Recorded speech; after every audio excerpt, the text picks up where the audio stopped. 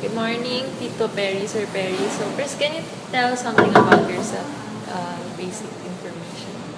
Hi, Carol. Well, thank you also for inviting me to be your interviewee. Well, actually, I'm already 70 years old. I'm semi-retired. I was given a company to run from our group, the Yuchenko Group of Companies. And there I am now as president of Manila Memorial Park and director of Funeraria Pasukat, and I'm director of some other companies of the Yuchenko Group, where I worked for over 20 years. Right out of school, I worked for a very big construction company called Atlantic Gulf and Pacific Company. It was the largest construction company at that time. And it was into so many things. So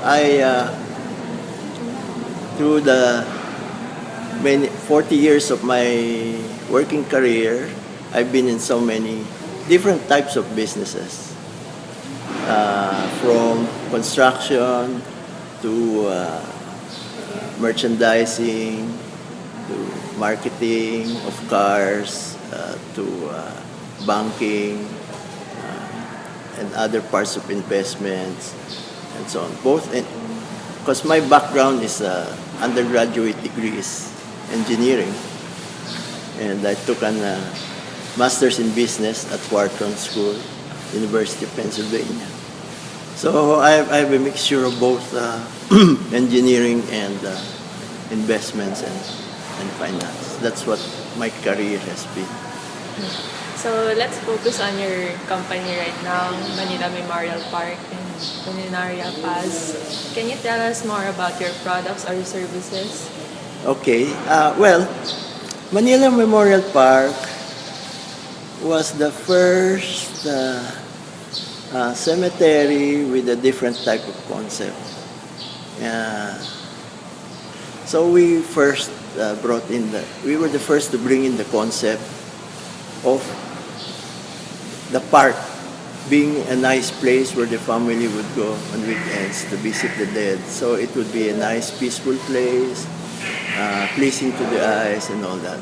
And while there would also be mausoleums, the people would be buried underground like they were abroad.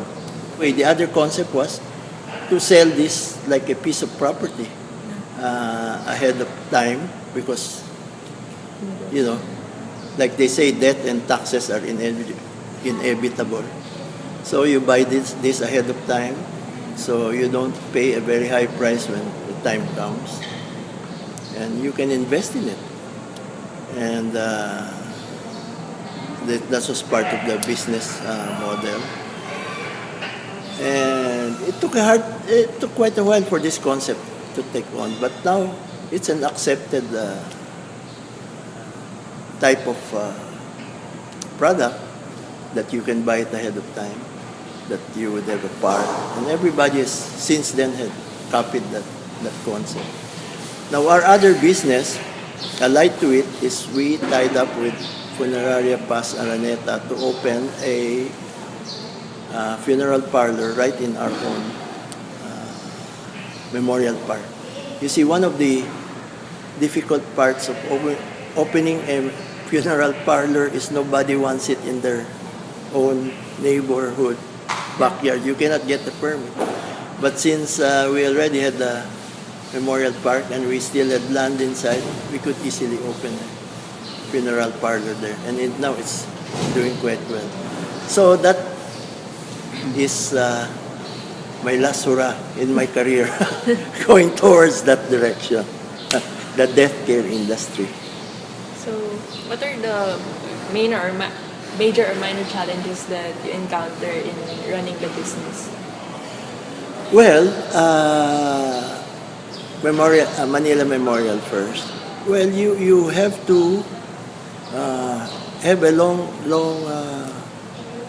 planning cycle. Our biggest requirement is to have a good piece of property. available for a cemetery. Not, as I told you, not many municipalities want a memorial park in their vicinity.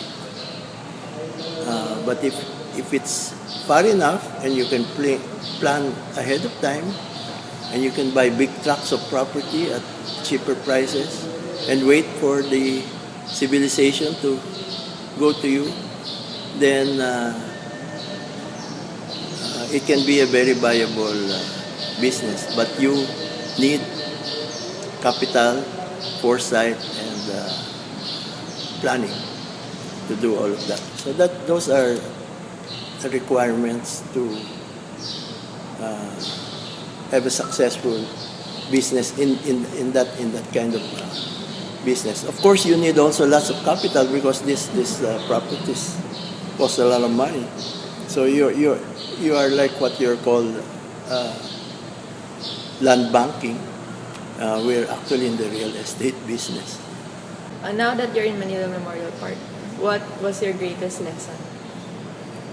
My greatest lesson? Yeah. Well, experience is very, very important.